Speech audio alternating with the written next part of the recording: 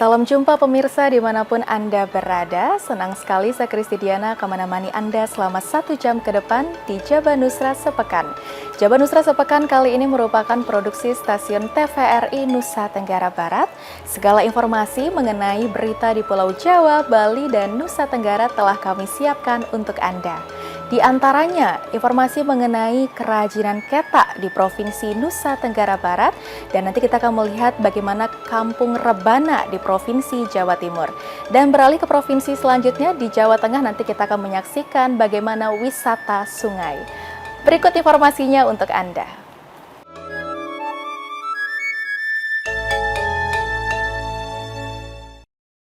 Kita awali informasi yang pertama pemirsa. Di Provinsi Nusa Tenggara Barat, ada seorang pelaku usaha yang memanfaatkan ketak dan juga rotan untuk menjadi kerajinan tangan.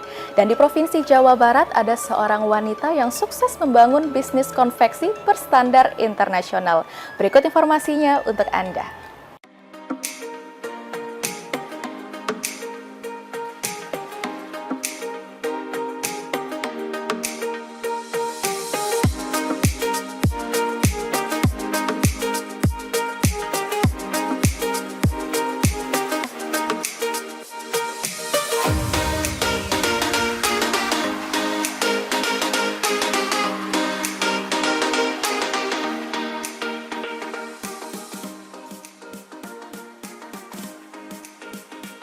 Ketak merupakan tanaman merambat yang banyak tumbuh di hutan-hutan di Pulau Lombok. Di tangan Muhammad Sainuri, asal Dusun Juring Peraya, Lombok Tengah, ketak dirangkai menjadi kerajinan tangan bernilai ekonomi. Beragam kerajinan dengan bahan baku ketak yang dirangkai dengan rotan, kulit kerang, pelepah pisang, dan bambu dibentuk menjadi tikar, kotak perhiasan, dompet, tas bergaya etnik, keranjang maupun hiasan interior.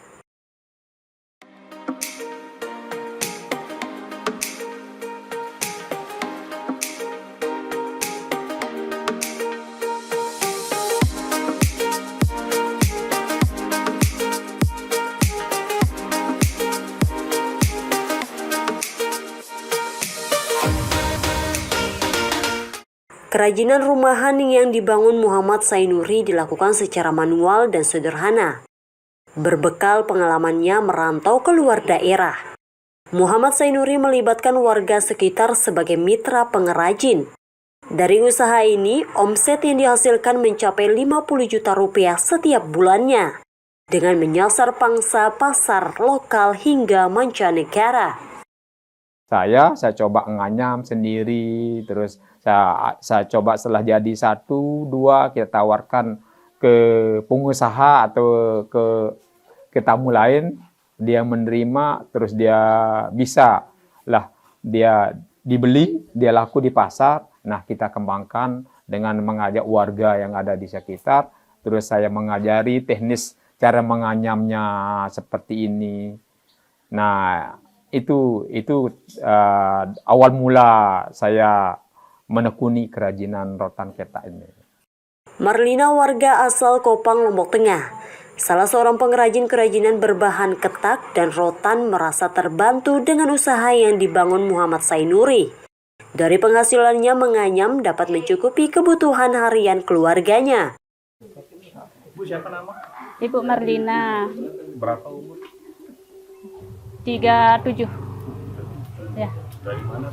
Dari Darmaji, Kopang. Ibu dari kapan ikut di sini? Dari 2003. Kalau sehari itu berapa? Dari jam berapa? Dari jam 9 sampai jam 4. Dari jam 9 sampai jam 4. Siapa yang ngajarin merangkai ini? Bapak Zainuri. Dari mana maksudnya? Susah nggak Bu merangkai? Iya, susah gitu. Terus bagaimana hasilnya Bu setelah Ibu? Kalau hasilnya ya lumayan. Bisa buat belanja anak, buat beli beras gitu. Udah berkeluarga Bu? Udah. Berapa anak? 3. Apa harapan Ibu dari usaha begini?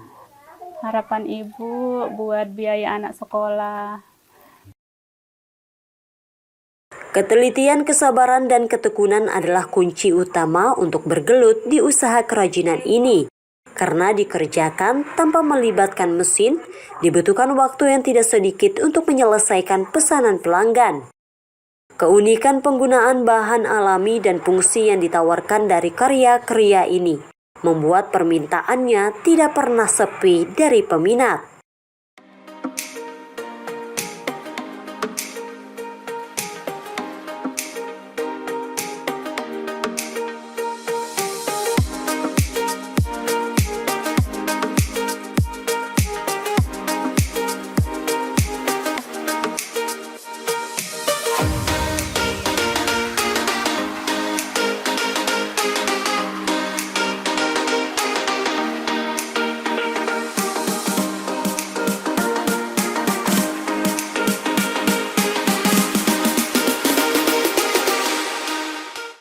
Inovasi yang dilakukan Muhammad Sainuri tidak hanya sebatas pada peningkatan kualitas produk semata. Ia juga bersama dengan pelaku usaha di Lombok Tengah merintis Koperasi Muara Kreatif Lokal, yang kini anggotanya berjumlah 36 anggota. Keberadaan koperasi ini manfaatnya sangat dirasakan positif oleh para anggotanya dalam menunjang keberlangsungan usaha, baik dalam segi produksi maupun pemasaran. Fungsi koperasi di sini yaitu membantu anggota, yaitu jika salah satu anggota punya pesanan dengan kemampuan finansialnya yang kurang, di sanalah koperasi hadir untuk mensupport dari segi bahan. Misalnya salah satu anggota punya pesanan sekitar 10 jutaan misalnya, dia otomatis dia punya deposit atau uang muka dari tamunya kan 30%. Nah sisanya di sana hadir koperasi untuk membantu mensupport.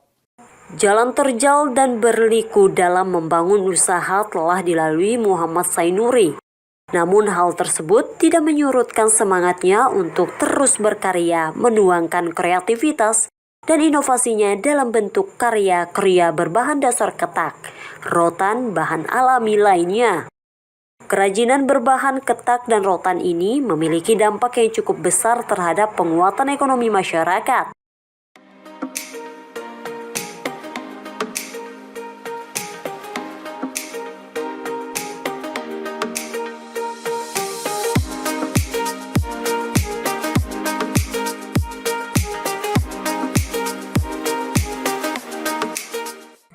Karena kerajinan ini merupakan usaha padat karya yang melibatkan banyak pekerja untuk terlibat dalam produksinya.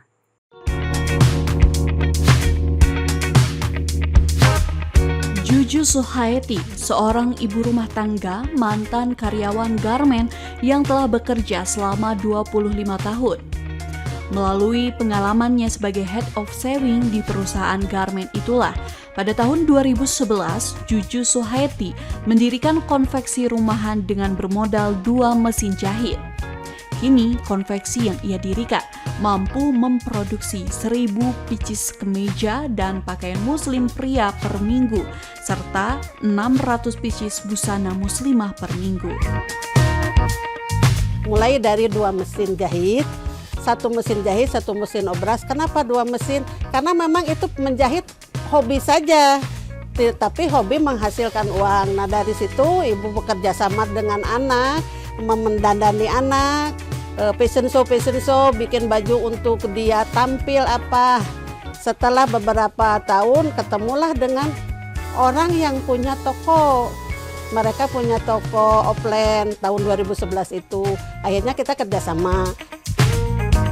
Dari usaha konveksi rumahan skala kecil, kini telah menjelma menjadi PT Juju Suhaeti Garment atau PT JSG yang fokus pada kualitas produk dan pelayanan pelanggan yang baik. Juju Suhaeti selalu memastikan bahwa setiap produk yang ia jual telah melewati proses pemeriksaan kualitas yang ketat. Pelanggan yang puas dengan produknya pun memberikan ulasan positif yang membantu meningkatkan reputasi usahanya. Ekonomi melemah dan persaingan dengan produsen konveksi besar membuat usahanya nyaris gulung tikar. Namun, Juju tidak pernah menyerah dan selalu mencari solusi kreatif untuk mengatasi setiap masalah yang muncul. Kini, usaha konveksi Juju telah berkembang pesat. Ia bahkan telah mempekerjakan beberapa karyawan dari lingkungan sekitarnya, membantu mengurangi angka pengangguran di daerah tersebut. Uniknya, sebagian besar karyawan yang ia pekerjakan adalah perempuan. Karena saya juga dulu di garmen itu mayoritas perempuan. Ada laki-laki bagian tertentu, kayak bagian di sini bagian cutting ya harus laki-laki karena harus ngangkat-ngangkat barang. Ada laki-laki di sini dari 35 tuh 5 orang laki-lakinya. 30 perempuan. Dengan memperkerjakan karyawan perempuan di lingkungan sekitarnya, Juju berharap agar perempuan yang bekerja dengannya dapat menjadi mandiri secara finansial, berdaya, dan berkarya seperti dirinya. Di usia yang tak lagi muda, Juju masih bersemangat mengembangkan usahanya agar lebih besar lagi. Ada, karena saya juga memperkerjakan pemberdayaan di sini masyarakat, ibu-ibu PKK, daripada mereka nganggur, bisa sambilan, jadi saya kasih pekerjaan juga, cuma tidak memakai mesin, jadi tidak ada alat bantu mesin, dia hanya bikin buang benang, itu baju kan harus bersih, digunting benangnya itu, nah itu untuk masyarakat setempat. Dari mulai berdiri ini, mereka sudah saya berdayakan, packing atau gunting benangnya mereka gitu. Dari di sini tuh kelompok PKK, ada kelompok PKK, nah itu di rumahnya masing-masing. Juju Suhaeti adalah salah satu kisah inspiratif dari banyak kisah yang membuktikan dengan keberanian, inovasi, serta kerja keras, perempuan pun mampu mencapai kesuksesan dengan konveksi rumahan berstandar internasional yang ia dirikan.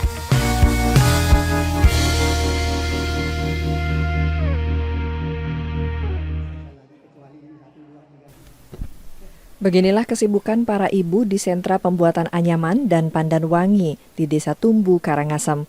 Dengan terampil, mereka memotong pola anyaman daun pandan wangi untuk lapisan sandal yang akan mereka kerjakan, sebelum kemudian menyatukan alas sandal dengan talinya, lalu menjaritnya dengan rapi bersama bagian tepi sol.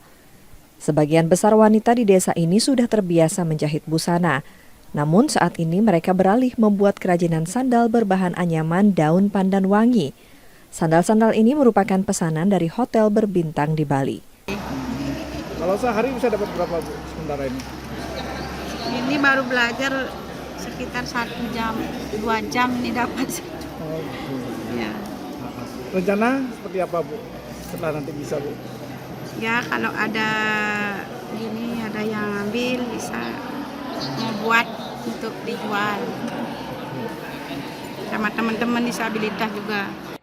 Mereka berharap pemerintah dapat membantu modal usaha dan pemasaran sandal buatan mereka sehingga mereka dapat terus berkarya untuk memenuhi kebutuhan hidup. Andi Hussein melaporkan.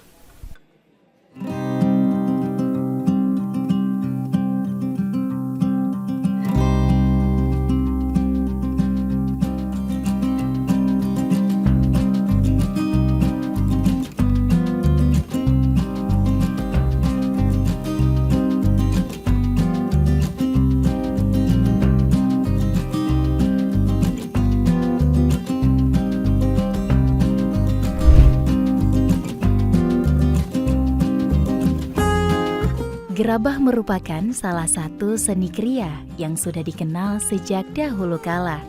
Di era sekarang, para pengrajin gerabah sudah banyak menggunakan teknologi modern dan sudah menggunakan berbagai macam warna. Salah satu sentra pembuatan gerabah yang para pengrajinnya masih menggunakan teknik tradisional dalam pembuatannya, yaitu berada di Desa Bumijaya, Kecamatan Cisarua, Kabupaten Serang. Pengrajin ini masih eksis sejak zaman Kesultanan Banten.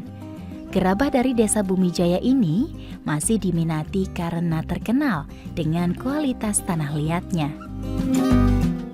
Ciri khas gerabah di Desa Bumijaya, Kampung Kosambi, Kabupaten Serang, Banten, para pengrajinnya masih mempertahankan untuk tidak memakai motif pewarnaan. Gerabah di Desa Bumijaya ini masih banyak diminati karena terkenal dengan kualitas tanah liatnya yang bagus.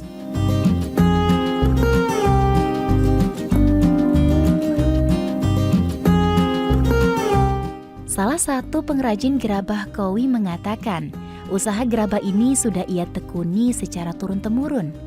Di sini para pengrajin gerabah membuat berbagai model gerabah, di antaranya kowi, paso teratai, gentong, dan pot bunga. Kowi sendiri adalah salah satu bentuk gerabah seperti mangkok yang biasa digunakan sebagai wadah untuk meleburkan emas atau logam. Bahan dasar pembuatan gerabah kowi sama dengan bahan dasar pembuatan gerabah lainnya, yaitu berupa tanah liat. Kualitas tanah liat yang baik akan berpengaruh terhadap kualitas gerabah yang tidak mudah pecah. Kalau saya bikin ini kayaknya udah 20 tahun lebih lah. Proses pembuatan gerabah, tanah dihancurin, lalu diproses dari barang kecil sampai barang besar. Udah diproses, sudah jadi dijemur. Kalau udah dijemur otomatis sudah kering, lalu dimasukin ke lubang pembakaran. Kurang lebih contohnya nyalain api jam 6 ya, jam 6 sore apakah jam 7 itu kira-kira jam 12 malam apakah jam 1 matang itu Bu. Jadi lama berjam-jam itu karena asapnya dulu Bu. Kalau asapnya itu udah 3 jam sampai 4 jam, udah pol 4 jam misalnya, baru apinya dibesarin. Itu insya Allah barangnya itu mulus. Proses pembuatan itu otomatis gimana ya, bikin banyak ya lama, bikin sedikit ya lama. Jadi masih mending bikinnya banyak pisan Bu.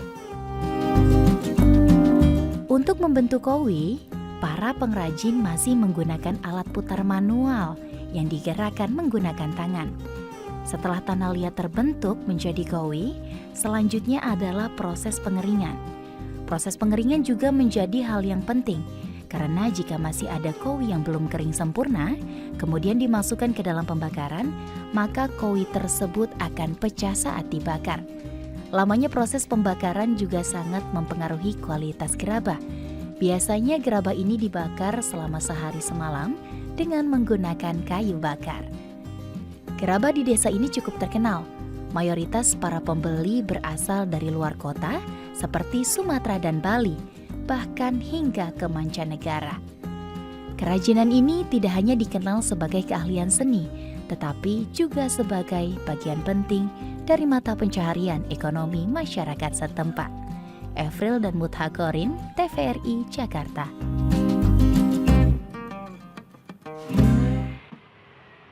Seperti namanya, mukena Bali diproduksi di Bali dengan corak khas Bali. Mukena Bali dapat menjadi pilihan busana sholat bagi muslimah karena corak yang menarik dan bahannya yang nyaman dipakai. Salah seorang penjual mukena Bali di kawasan Jalan Taman Pancing dan Pasar merasakan pasang surut permintaan dari pelanggan jelang puasa dan Idul Fitri tahun ini. Meskipun tahun ini tidak seperti tahun lalu yang lebih banyak orderannya, namun mukena Bali sampai saat sekarang ini masih banyak peminatnya. Mukena dengan corak khas Bali ini masih dikerjakan secara manual oleh pengrajin yang ada di sekitar Jalan Taman Pancing. Proses pembuatan mukena Bali memang menggunakan jasa tukang yang berbeda-beda, seperti halnya memotong kain, lukis kain hingga proses penjahitan mukena tersebut sebelum dijual ke konsumen.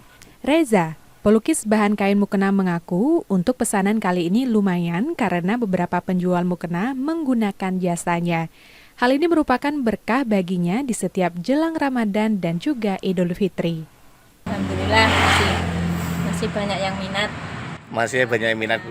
Ini menjelang mau Lebaran ini agak slow. Iya. Pasarnya masih agak slow. Ya, ukuran paling 4 meter baru jadi mukena. Setelah gambar nanti tinggal dijarit, baru udah dijual gitu.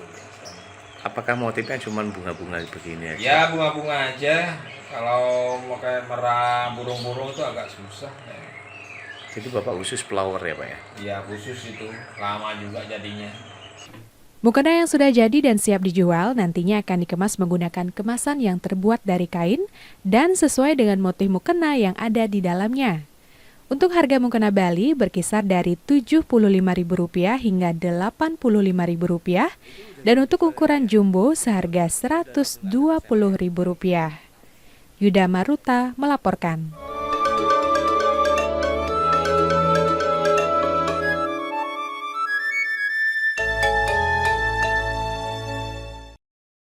Pemirsa, kami akan kembali dengan sejumlah informasi menarik lainnya. Tetap bersama kami di Jabanusra Sepekan.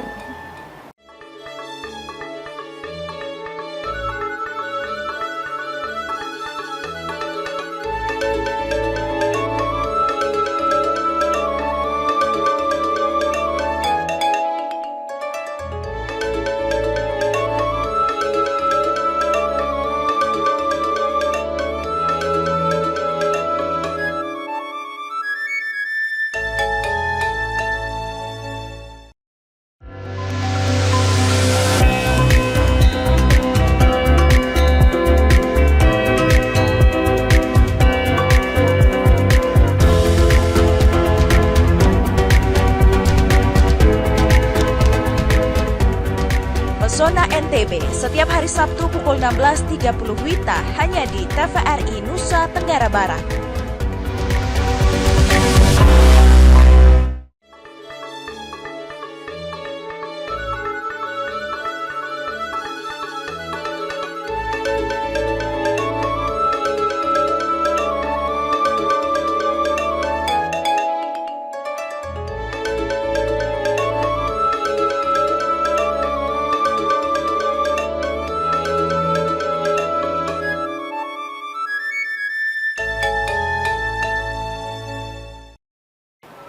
Terima kasih pemirsa karena Anda masih bersama kami di Jabanusra Sepekan. Pemirsa, di tengah perkembangan industri musik modern, UMKM Rebana masih mampu memberi penghidupan bagi pengrajin lokal di Gresik, Provinsi Jawa Timur.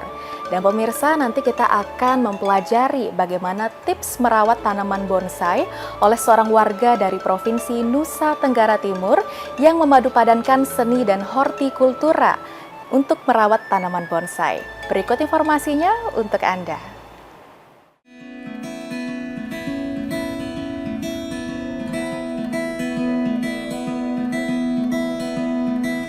Gresik, sebagai kota dagang memberi ruang bagi akulturasi budaya. Salah satunya tradisi Islami yang berkembang sejak era penyebaran agama Islam oleh para wali. Tak hanya dalam hal keagamaan, bahkan dalam hal seni, akulturasi terjadi di sini.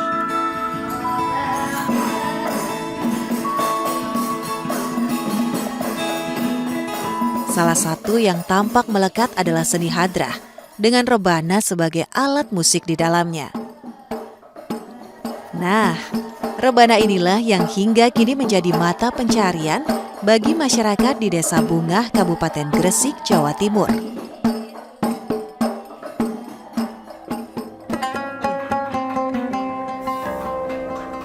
Memasuki perkampungan ini akan mudah ditemukan rumah-rumah dengan kesibukan pembuatan alat musik Islami. Mayoritas memang mengusahakan pembuatan rebana, di samping alat musik perkusi lain dalam berbagai bentuk yang mereka kuasai.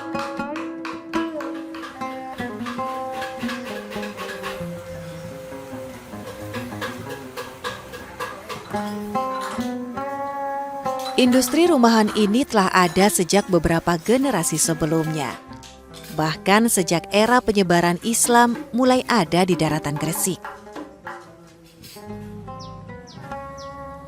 Bahan baku dengan kualitas terbaik cukup mudah didapatkan oleh para perajin. Kayu jati, nangka, atau mahoni. Juga kulit kambing betina banyak ditemui di sekitar desa.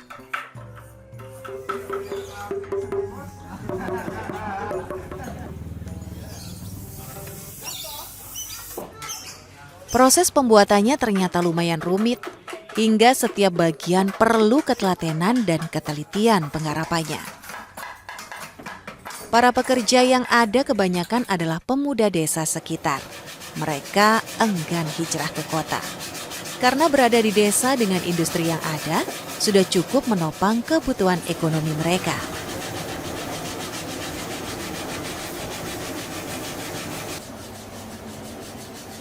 Menilik dari sisi ekonomi, industri ini nyatanya lebih bisa bertahan dibandingkan jenis UMKM lain.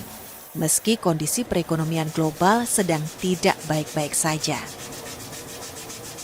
Alat-alat musik buah kreasi warga di sini dipercaya kualitasnya oleh banyak peminat di pasar ekspor.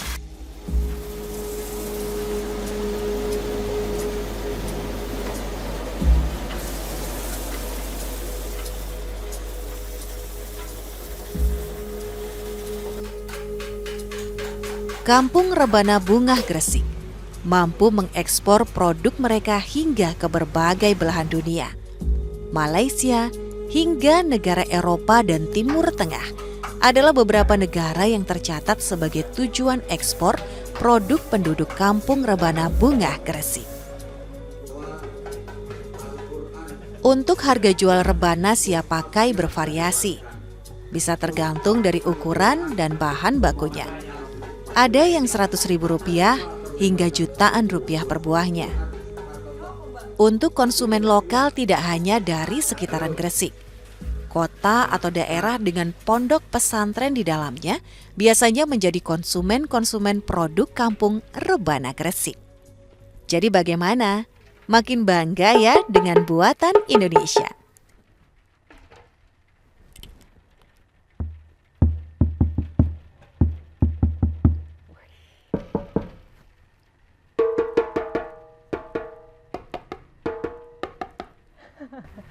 Keren ya Kampung Rebana ini sebenarnya, tapi kalau kita ngomongin Kampung Rebana, bukan cuma rebana kayak gini nih yang diproduksi, tapi alat perkusi lain kayak gini, itu juga diproduksi di sini. Gimana? Tertarik belajar rebana? Langsung aja ke Kampung Rebana Bungah Gresik. Bonsai dalam bahasa Jepang berarti tanaman dalam pot. Merupakan representasi miniatur dari pohon besar yang dibentuk dengan teknik khusus agar tetap kecil dan menarik. Keindahan yang dihasilkan dari sebuah bonsai dapat menjadi kebanggaan tersendiri bagi para pecintanya. Bonsai berasal dari Cina lebih dari 1000 tahun yang lalu dan kemudian diperkenalkan ke Jepang. Di Jepang, bonsai dikembangbiakan menjadi bentuk seni yang lebih halus dan mendetail. Filosofi bonsai tidak hanya tentang meniru alam dalam skala kecil, tetapi juga tentang menciptakan keseimbangan dan harmoni dalam bentuk, tekstur, dan proporsi. Ferry Effendi Tui, salah seorang pengrajin bonsai warga Sikumana, Kota Kupang mengatakan, bonsai adalah perpaduan antara seni dan hortikultura. Budidaya tanaman bonsai memerlukan ketelatenan, pengetahuan, dan cinta terhadap tanaman. Pemahaman mendalam tentang pertumbuhan tanaman serta visi estetika sangat diperlukan untuk membentuk tanaman sesuai dengan imajinasi kita. Budidaya bonsai dimulai dengan pemilihan bahan tanaman yang tepat. Jenis tanaman yang paling sering digunakan adalah pohon pinus, beringin, dan maple. Tanaman dipilih berdasarkan ketahanan, kemampuan bertahan dalam ukuran kecil, dan estetika daunnya. Pemilihan tanaman adalah langkah pertama yang sangat penting. Tanaman harus sehat dan memiliki karakteristik yang sesuai untuk dijadikan bonsai. Setelah itu, proses pembentukan dimulai, yang meliputi pemangkasan akar, cabang, dan daun, serta pembentukan batang dengan menggunakan kawat. Pemangkasan yang tepat waktu dapat membantu menjaga ukuran tanaman, sedangkan penggunaan kawat bertujuan untuk membentuk batang dan cabang sesuai dengan desain yang diinginkan. Setelah tanaman dibentuk, perawatan rutin sangat diperlukan untuk menjaga keindahannya. Penyiraman harus dilakukan dengan hati-hati karena bonsai yang terlalu basah atau terlalu kering bisa cepat mati. Pemupukan juga penting untuk memastikan tanaman mendapatkan nutrisi yang cukup. Tingkat kesulitan merawat bonsai itu dia pun tingkat yang paling sulit itu adalah kesabaran. Kalau rawatnya sih gampang, cuma siram kemudian dia pemupukan itu kan 6 bulan 1 kali. Tapi yang paling sulit itu tingkat kesabaran. Itu cukup harus sabar dan telaten. Cukup itu di bonsai itu cuma itu dua materi di bonsai cuma itu 2 saja, tidak ada yang lain. Dengan yang berikut itu daya, kalau mau lebih bagus itu daya hayalnya harus tinggi kan. Kita bergelut di dunia bonsai. Kemudian banyak berteman juga. Ya, sehingga informasinya kan dapat banyak informasi. Budidaya bonsai menurut Ferry Tui merupakan perpaduan antara seni dan dedikasi yang membutuhkan ketelatenan dan pengetahuan mendalam tentang tanaman. Dari pemilihan tanaman, pembentukan hingga perawatan sehari-hari, setiap langkah membutuhkan perhatian dan ketelitian. Meski penuh tantangan, keindahan dan ketenangan yang dihasilkan dari sebuah bonsai adalah imbalan yang sepadan bagi para pecintanya. Tim Liputan TVRI NTT.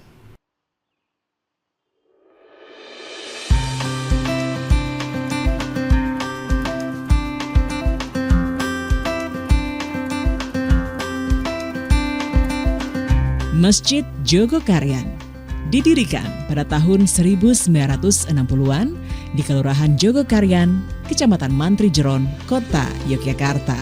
Awalnya, masjid ini luasnya hanya seukuran musola dan sering digunakan warga sebagai tempat sholat dan belajar mengaji.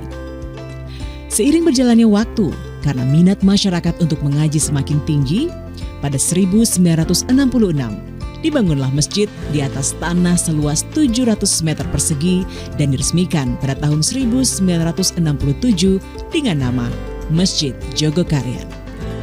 Saat dibangun menjadi masjid, belum banyak warga yang datang ke sini untuk sholat berjamaah. Bahkan masjid ini ramai saat sholat maghrib dan isya atau saat ada kegiatan mengaji dan sholat tarawih. Lalu pada tahun 1999, Muhammad Jazir, yang saat itu menjadi salah seorang pengurus, ditunjuk sebagai ketua takmir masjid. Dari sinilah tercetus berbagai program masjid yang unik.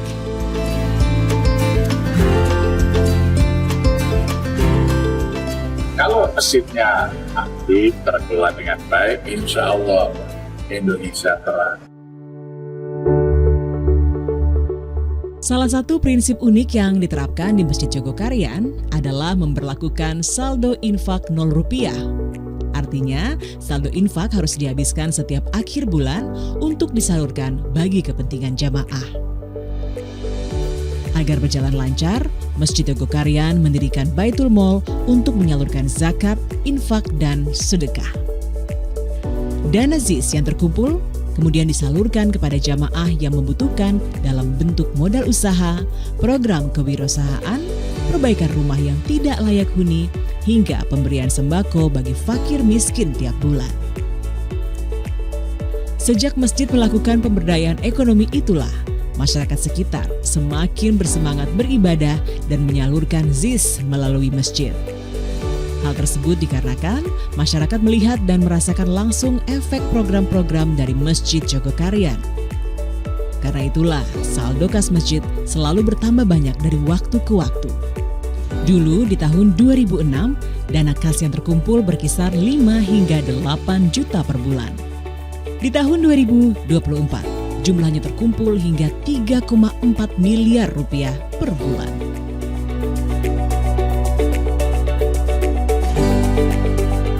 Alhamdulillah, untuk operasional masjid ini kita sudah dapat dana dari Badan Usaha Milik Masjid (BUMN). Kebetulan masjid ini sekarang punya badan usaha berupa dua hotel, baik masjid di daerah wisata Naringrat.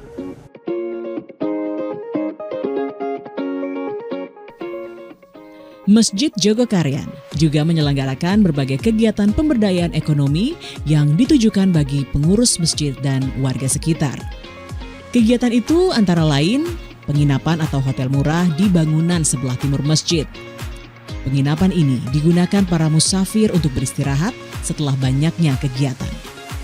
Satu kamar di penginapan Masjid Jogokaryan hanya dikenai biaya sekitar Rp200.000. Meski demikian, fasilitas yang ditawarkan sudah setara dengan hotel-hotel lainnya. Total ada 11 kamar di atas bangunan Islamic Center Masjid Jogokaryan. Fasilitasnya pun sudah lengkap, mulai dari pendingin ruangan, spring bed, televisi, hingga kamar mandi dengan air panas dingin. Bahkan dalam satu kamar bisa diisi hingga 2 orang.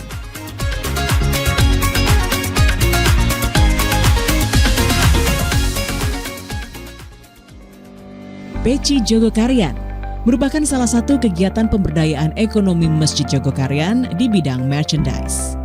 Inovasi ini dikembangkan pada 2015 dan cukup berhasil hingga sekarang. Peci ini memadukan tutup kepala mirip peci haji dengan ikat kepala bermotif batik. Peci Jogokarian memiliki 5 model peci dan 56 motif peci batik yang khas.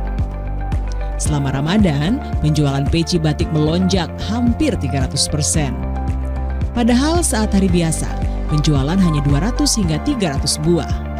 Sementara harga jual peci batik di kisaran 100.000 hingga 200.000 rupiah. Uniknya, 5% penjualan peci batik ini akan diberikan ke Masjid Jogokarian. Penjualan peci batik Jogokarian sudah menembus pasar ekspor, seperti ke Tiongkok, Malaysia, Eropa, dan Australia. Selain peci, Masjid Jogokarian juga memiliki Jogo Store yang menjual berbagai macam merchandise. Nah, yang tak kalah menarik, Masjid Jogokarian juga menggelar Kampung Ramadan Jogokarian setiap tahunnya. Program ini mengundang lebih dari 300 UMKM yang terdiri dari warga sekitar dan luar Jogokarian sebagai sarana praktik kewirausahaan. Di sini, para UMKM tak hanya menjajakan makanan dan minuman untuk berbuka, tetapi ada juga yang berdagang pakaian, souvenir, hingga pernak-pernik bernuansa Islam. Selain itu, Masjid Jogokarian juga menyediakan takjil gratis selama Ramadan bagi pengunjung yang ingin berbuka. Lebih dari 3.500 paket takjil dan makan berat tersedia secara gratis dan bisa dinikmati pengunjung yang mampir ke masjid ini.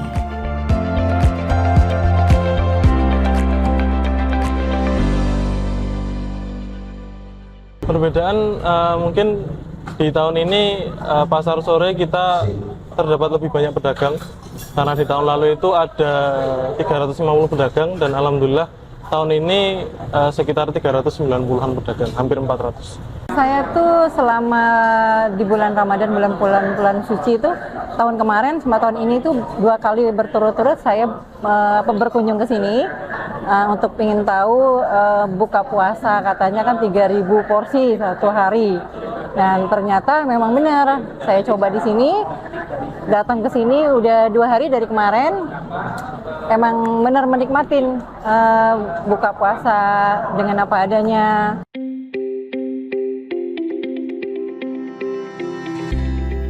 Tidak hanya itu, untuk pertama kalinya, Kampung Ramadan Jogokarian mulai mencoba membuka sebuah toko roti di tahun 2025. Badan usaha milik masjid ini menjual berbagai macam roti produksi Masjid Jogokarian. Bahkan di sini, usaha bakery warga sekitar Masjid Jogokarian juga bisa diperjualbelikan. Harapannya, dengan usaha masjid yang baru ini bisa semakin memberikan manfaat bagi masjid maupun jamaah maupun seluruh warga di sekitar Jogokarian.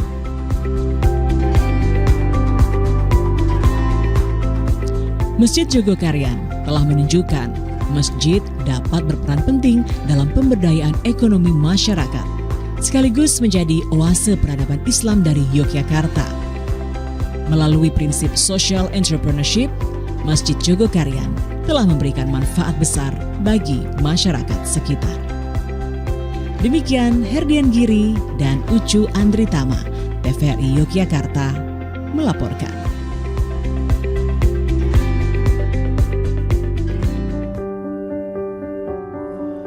Kampung adat Megalitikum di Kabupaten Ngada banyak tersebar di sejumlah kecamatan dengan lokasi dan susunan rumah adat serta bebatuan megalitik yang tersusun indah dan unik. Sehingga tidak heran menjadi daya tarik tersendiri untuk mendatangi kampung adat yang masih alamiah dengan corak kehidupan masyarakat yang masih sangat sederhana.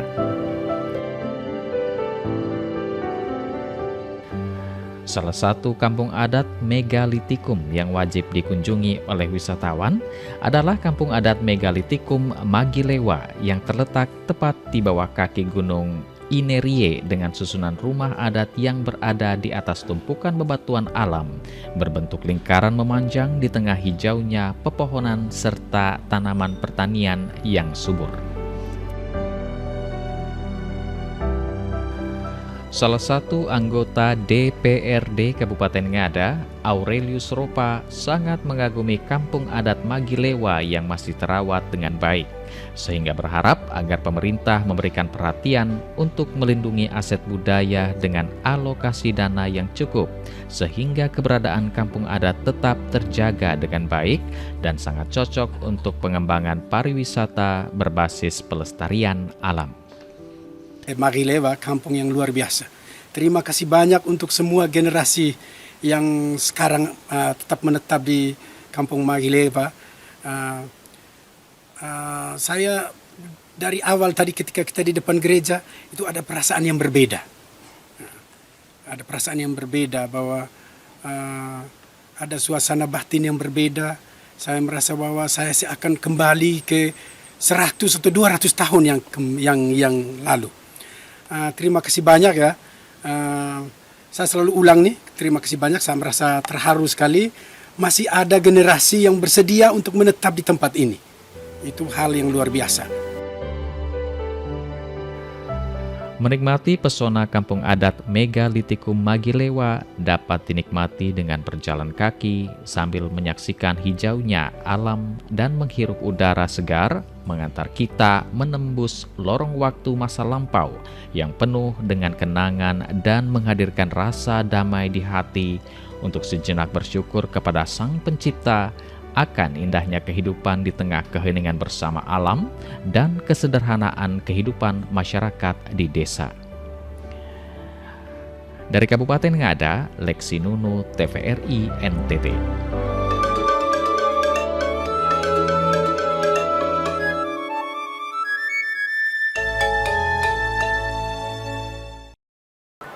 Terima kasih pemirsa karena Anda masih bersama kami di Jabanusra Sepekan. Pemirsa, di Jakarta terdapat Museum Bahari yang menyediakan koleksi kebaharian dan juga hal yang berkaitan dengan nelayan bangsa Indonesia. Dan di Provinsi Jawa Tengah terdapat wisata Dauhan yang bertempat di sisi Sungai Wanayasa, Kabupaten Banjarnegara. Berikut informasi selengkapnya untuk Anda. Museum Bahari merupakan museum yang menyimpan koleksi yang berhubungan dengan kebaharian dan kenelayanan di Indonesia mulai dari Sabang hingga Merauke. Dan Museum Bahari merupakan salah satu dari 8 museum di Indonesia yang berada di pengawasan Dinas Kebudayaan Permusiuman Provinsi Daerah Khusus Ibu Kota Jakarta. Dan seperti apa isi dari Museum Bahari ini, pemirsa di rumah pasti penasaran bukan? Ikuti terus perjalanan saya pada hari ini.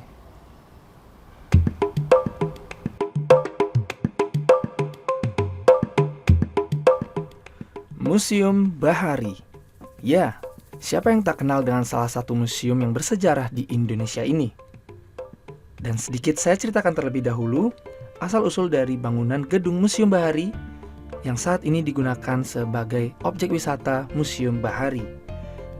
Ya, pada masa pendudukan Belanda, bangunan ini dulunya adalah gudang yang berfungsi untuk menyimpan, memilih, dan mengepak hasil bumi seperti rempah-rempah yang merupakan komoditas utama VOC yang sangat laris di pasaran Eropa. Bangunan yang berdiri persis di samping muara Ciliwung ini memiliki dua sisi.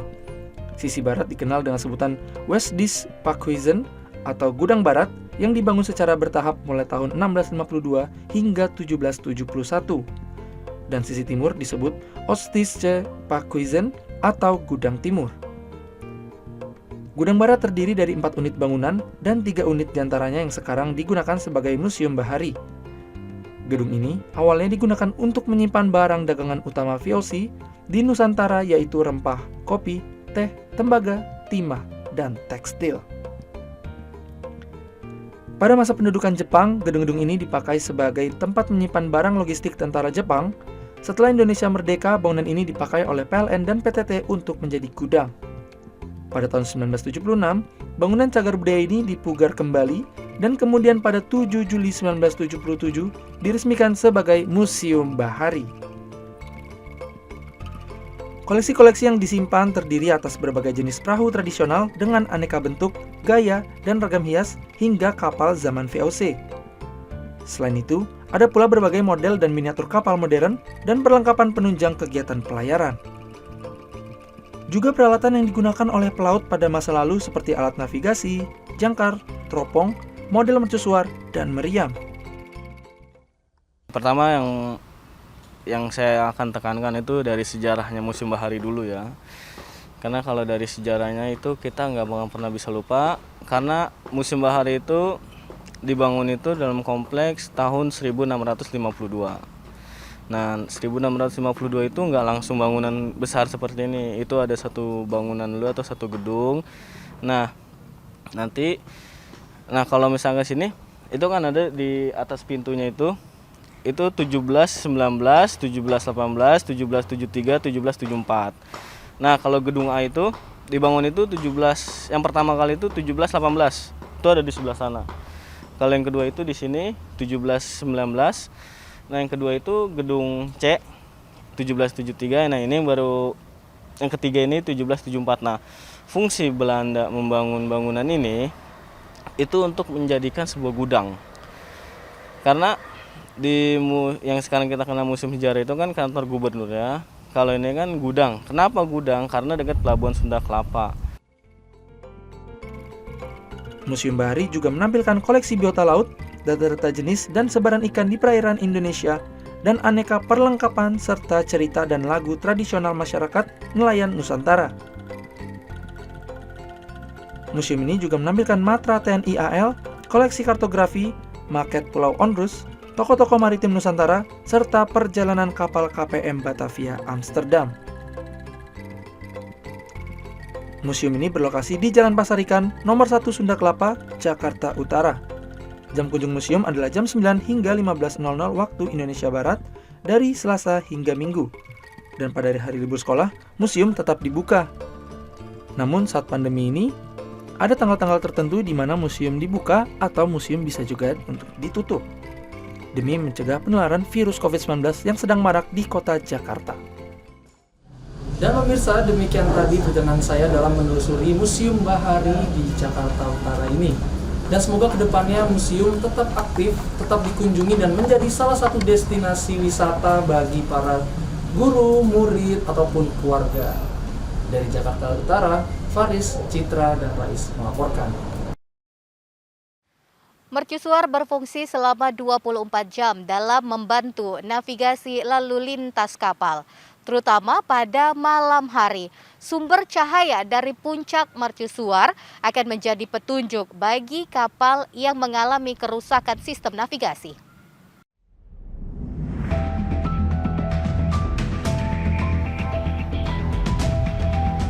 Mercusuar anyar atau juga disebut mercusuar Cikoneng terletak di Kampung Bojong, Desa Cikoneng, Anyer, Banten.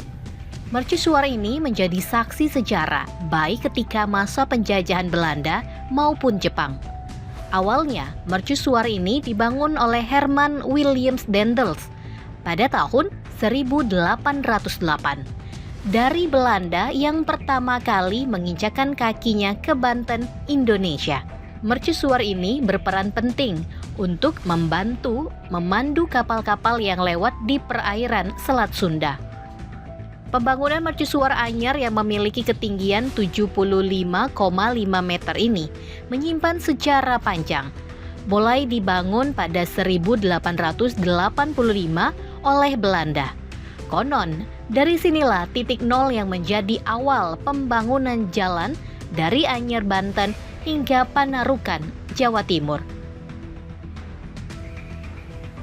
Mercusuar anyar ini terdaftar dalam Daftar Suar Indonesia (DSI) dengan nomor 2260.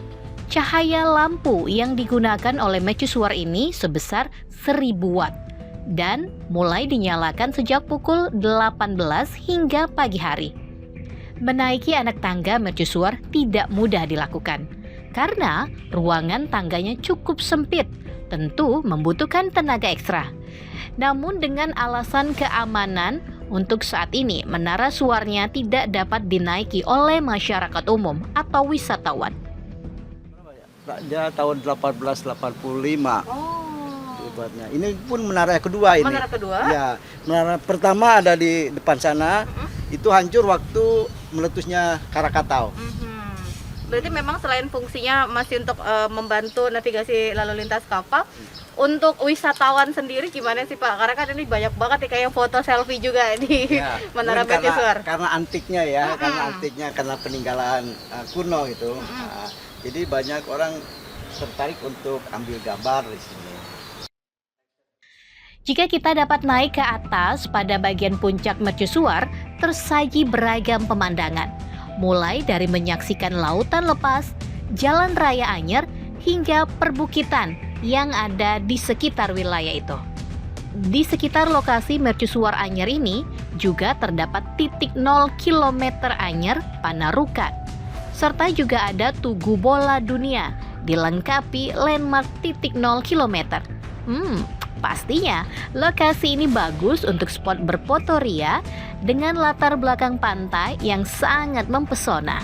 Tidak hanya itu, bagi pemirsa yang ingin merasakan sensasi keindahan pemandangan dan suasana pantai yang lebih lama saat berada di kawasan Mercusuar yang bersejarah ini, sekarang sudah tersedia penginapan untuk beristirahat.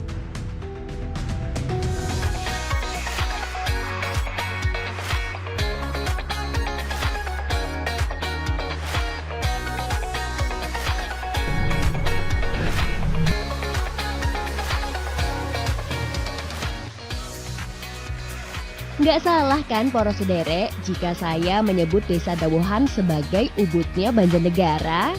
Hamparan sawahnya itu loh, adem banget dilihatnya. Meskipun Banjarnegara memiliki sebagian wilayah Dieng, namun lokasi wisata di Desa Dawuhan ini nggak kalah kan poros sederek? Untung Mbak Nining jago milih lokasinya. Jadi mata saya seakan healing lihat yang ijo-ijo. Selain memiliki panorama yang indah, Desa Dawuhan juga memiliki tempat wisata buatan nih. Ada kolam renang yang sangat luas dan airnya seger banget. Selanjutnya saya dibawa Mbak Nining menuju Pasar Rengrang. Pasar ini terletak di pinggir Sungai Wanayasa. Biasanya pada hari Minggu pasar ini sangat ramai dikunjungi oleh wisatawan yang ingin nostalgia menikmati makanan khas tempo dulu. Suasana Pasar Rengrang ini sangat rindang dan asri. Angin sejuk yang bertiup diiringi dengan bunyi aliran sungai Panaraban sungguh meneduhkan. Saya berani jamin sih, jika poros sederek kesini di siang hari pun pasti tidak akan merasa kepanasan.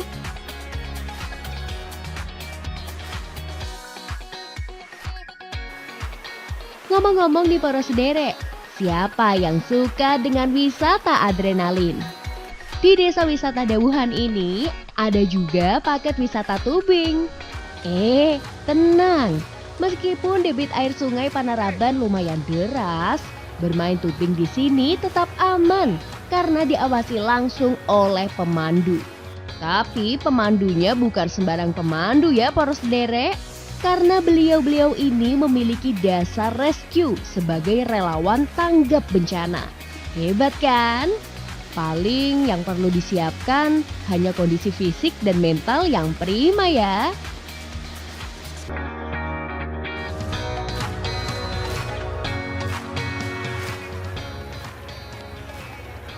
Wah, saya makin betah nih untuk berlama-lama di Desa Wisata Dawuhan. Cocok kan bagi poros sederek yang ingin berlibur ke wilayah Banjarnegara tapi ingin mencoba lokasi wisata lain selain wilayah Dieng? Masih banyak destinasi lain di wilayah Jawa Tengah yang perlu kita eksplor. Bye!